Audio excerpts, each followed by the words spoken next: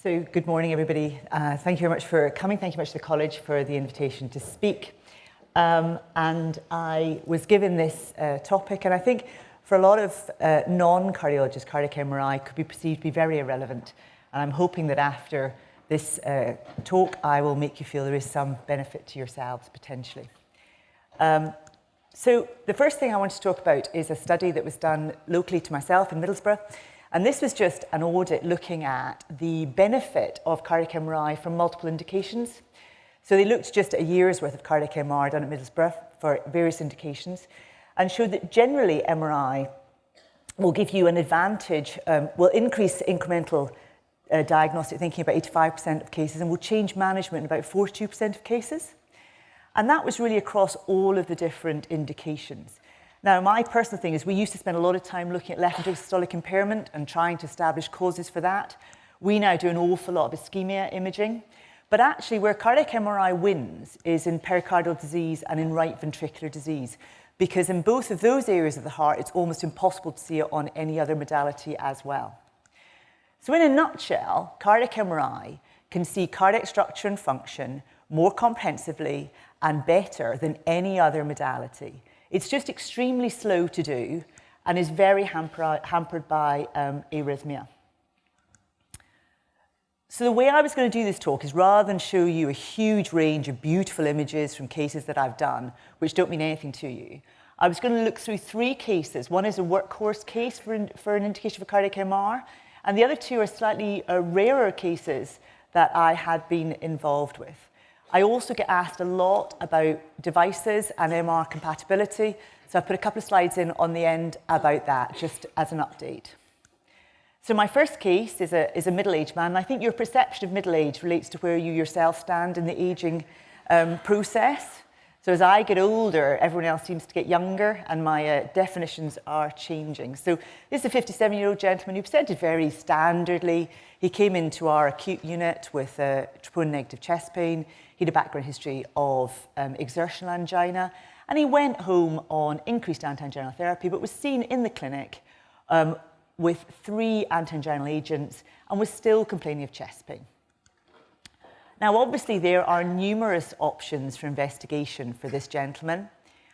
You could think about an anatomical investigation, so you could either do invasive angiography or you could do CT angiography. And if you add in fractional flow reserve to those, you'll get some functional information as well. Functional imaging, there are numerous different functional modalities that you could choose for this man as well. And I personally thought the NICE 2010 guidance was quite good with the emphasis on pretest probability, but that's obviously changed now. But we know that exercise treadmill testing has become extremely unpopular, and obviously we're all going to choose vasodilator stress MR because that's what I'm going to talk about. The nice thing about doing MR is that you acquire an initial data set which gives you anatomy and function. So as a basic MRI scan, you will always get left ventricular function, a little bit about valve function, chamber size. And these are the 2 standard images that you acquire very early on. And this one particularly I'll be showing a lot of. So this is a 4-chamber view where you have left atrium, left ventricle, right atrium. You can see there's mitral regurgitation in this scan. And this is a 2-chamber view with the left ventricle and the left atrium. This is left atrial appendage here. And you basically apply a set of sequences across that, and what you end up with is a stack of short axis images. So you start from the base of the heart, working towards the apex of the heart, and what you end up with is lots of what we call short axis stacks through the ventricle, which allow you to calculate the ejection fraction very, very accurately. And we know that we have the lowest inter and intra-observer variability of any modality. And all that information is largely for free when you do a stress MR. But the next thing that you do is you apply stress. Now, we use Regadenoson stress, which is very similar to adenosine. But what you do is you give the stressor agent, which is a single injection. It means a single venflon rather than 2 venflons. It has a slightly longer duration of action than adenosine. And what you end up with is a perfusion run where you have contrast entering the right heart. The contrast then enters the left ventricular cavity and then comes down the coronary arteries and blushes the left ventricular myocardium. And if you have a lack of blood supply, what you see is the perfusion defect, which in this case is very extensive, running from the septum through the inferior wall and round to the lateral wall. And that's an extensive perfusion defect. And then beyond that, so the other thing you can do is we do cine imaging post contrast as well, and you can therefore get the abnormal perfusion, but you will often, sorry, my apologies, you will often also see a new regional wall motion abnormality, which gives you the additional information because you are moving up the ischemic cascade. And then beyond that, what you do is you do post-contrast imaging, and post-contrast imaging is one of the really useful aspects to cardiac MR, because you can look to see if the perfusion defect that you've identified associates with an infarct. So the contrast that we use localizes in fibrous tissue. It localizes very exquisitely in infarcted tissue. So you correlate the perfusion image with the post-contrast image, and a bit like a SPECT scan where you look at rest and stress to see if the defect changes. If there isn't an infarct, you can assume it's ischemia. And if we compare the patient's case with another case, you can see that this is a case where you have extensive inferior infarction, which extends rather nicely into the right ventricular free wall. And you can see that there is infarction in this territory, whereas in our case, there was no infarction. So he had an extensive area of ischemia. And he went forward for stenting and did very well. This is just another slide to demonstrate the exquisite correlation between the MR enhancement with gadolinium and the anatomical infarct. So this is a left anterior descending infarct, which has become fibrotic. And you can see the correlation between the fibrous tissue and the gadolinium infarction. And this is a study that is much beloved of cardiac MRI doctors all the world over. And if you ever go to any cardiac MRI, they will always quote this study. This is CMART study. And it was an interesting study. It was run from Leeds, John Greenwood and Neil Meridia are the two authors. But they did quite a clever thing in that they took 750 patients. All 750 patients underwent a vasodilator stress MR. They all underwent SPECT. And they all underwent angiography. And it was to look at how good MR was compared to SPECT for the identification of coronary artery disease. And naturally, the reason I'm showing it is that MR performed better than SPECT. And it continues on further data. So the next study is a meta-analysis that was extremely popular in the 2017 EuroCMR meeting, because what this shows is that the different modalities are seen as different colors. So you can see that SPECT is yellow, echo is white, green is cardiac CT, blue is PET scanning, and pink is MR. And you can see that MR performs best from a sensitivity and a specificity of all of the modalities for the identification of coronary artery disease. So this is a normal post-contrast image, and the reason that we really like the post-contrast imaging is that the way that the fibrous tissue is seen on an MRI scan gives you a lot of information about the disease process that is likely to be occurring. So we tend to look at where the contrast sits, and that allows us to decide whether we're looking at transmural infarction, we're looking at myocarditis, we're looking at sarcoid, we're looking at Fabry's disease.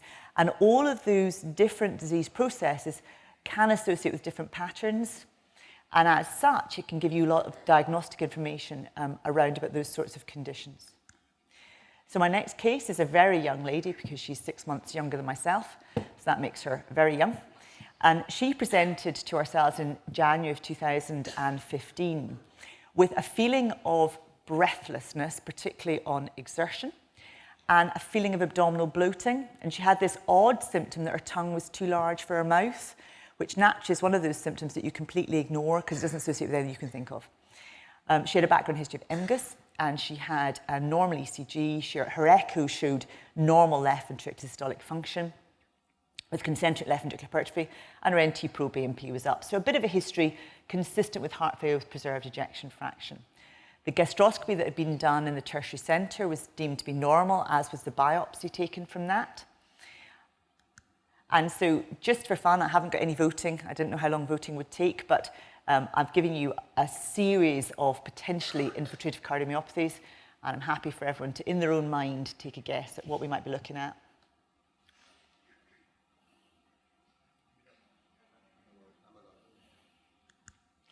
Okay, and this is the CMR images that we got from this girl.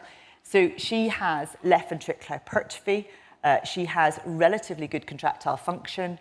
She's got a bit of atrial dilatation. Right ventricle looks all right.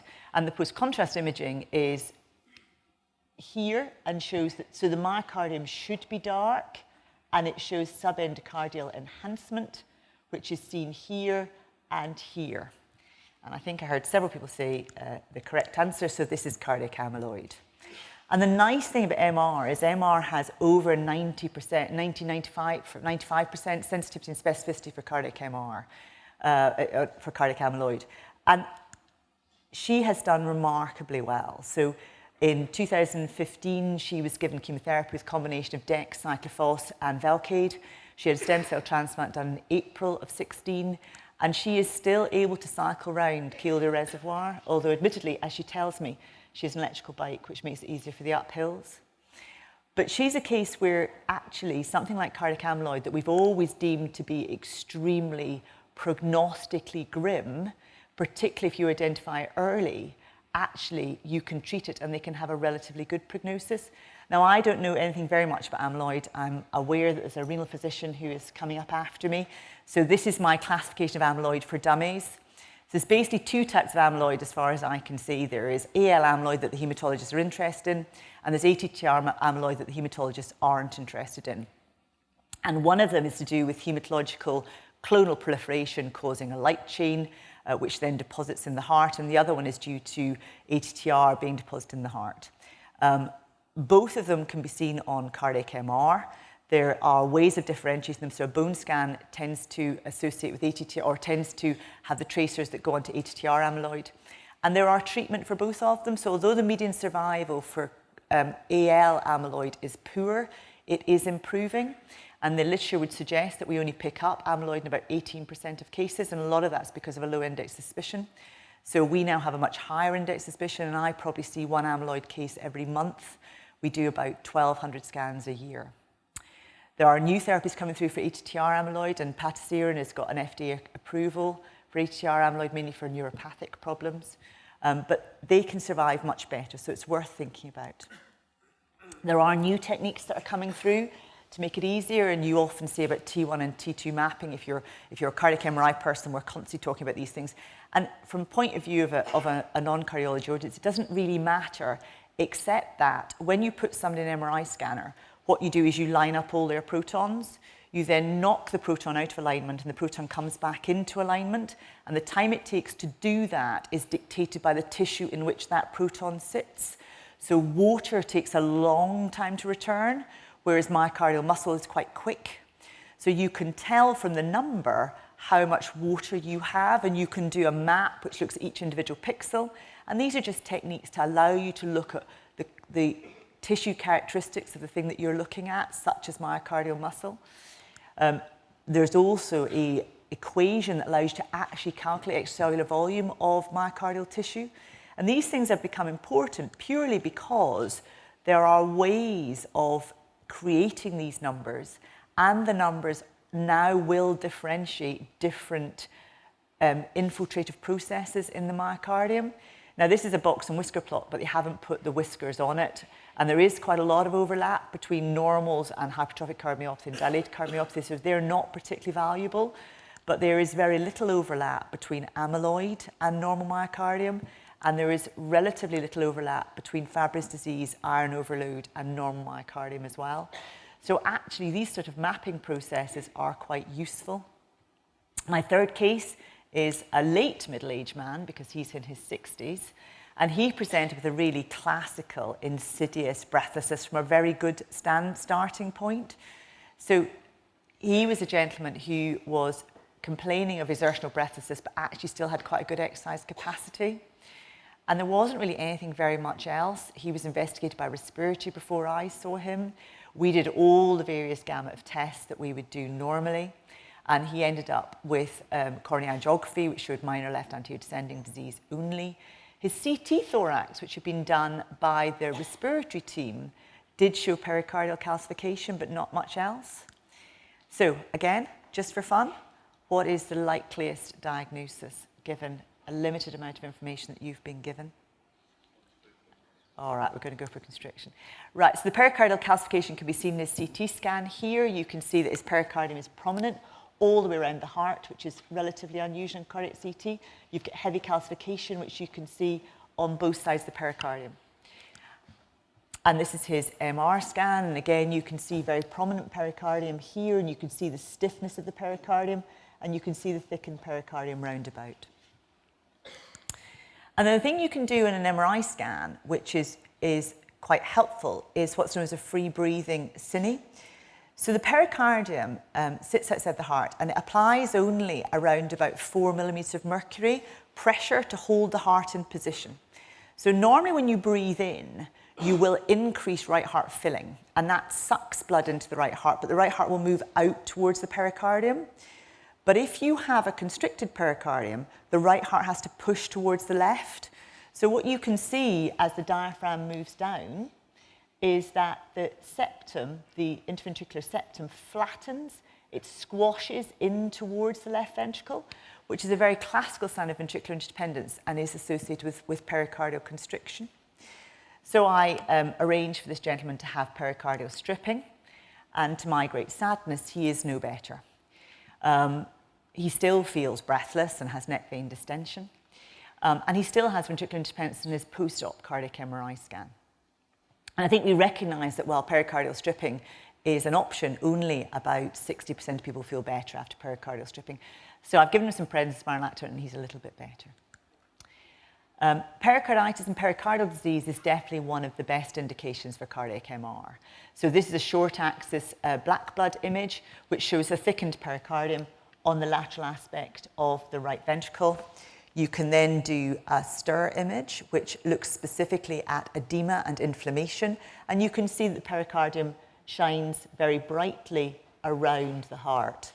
And then you can give the contrast that we have discussed, and you see contrast enhancement. So from my point of view, people where you think they've got an acute pericarditis, actually cardiac MRI can be a really diagnostic test for you, and we find it very useful, particularly with ongoing pericarditis. As this gentleman in question here, he has ankylosing spondylitis and has recurrent pericarditises, and we keep him on colchicine, and he's done quite well. And you can follow the degree of inflammation in his pericardium with MR.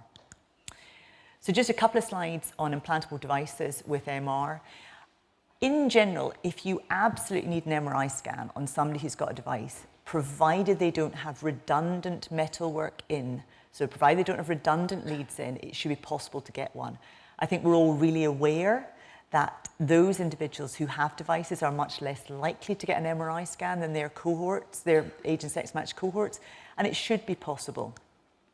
All the manufacturers are now creating MR conditional systems, which mean that under the correct conditions, they can be scanned. And what you find, unfortunately, is that many of your implanters will implant a bit of device from one manufacturer with a set of leads from another manufacturer, and that makes it non-conditional. But provided they're all matching and mixed, they're not mixed and match, and they've got a correct setup pre and post scan, and somebody's prepared to monitor them during the scan, it should be technically possible to get an MR scan. On the ones that are non-conditional, I think increasingly now we are aware that they can be scanned relatively safely. This is the Magnasafe registry, which was a registry of 1,000 devices that were scanned, non-thoracic scans. And actually the outcomes were very good. There was no deaths. There was one ICD that had to be replaced fairly promptly. There were a few arrhythmias, and there was a few electrical parameter changes that needed to be dealt with via reprogramming. But actually it was pretty safe to put them in scanners. So if you have an absolute indication for MRI in somebody who has a device in, then speak to your team. There will usually be a standard operating procedure that can be invoked, and it can usually be done. So in conclusion, cardiac MRI adds value in most indications. It has the highest sensitivity and specificity for the identification of coronary artery disease of any of the modalities. A comprehensive CMR can be very useful in a restrictive cardiomyopathy. Pericardium and right heart are best seen on MR compared to almost any other imaging modality. And it should be feasible to get an MRI in someone with a device. You just need to be really sure of your indication, and you need to speak to your department. So hopefully I have suggested that cardiac MRI for the non-cardiologist is essentially not esoteric, And in the Northeast, we have our own group called the NECMR Imaging Group. We run some courses, we run regular meetings, we have our own website. So if anyone is interested, you'd be extremely welcome to come along.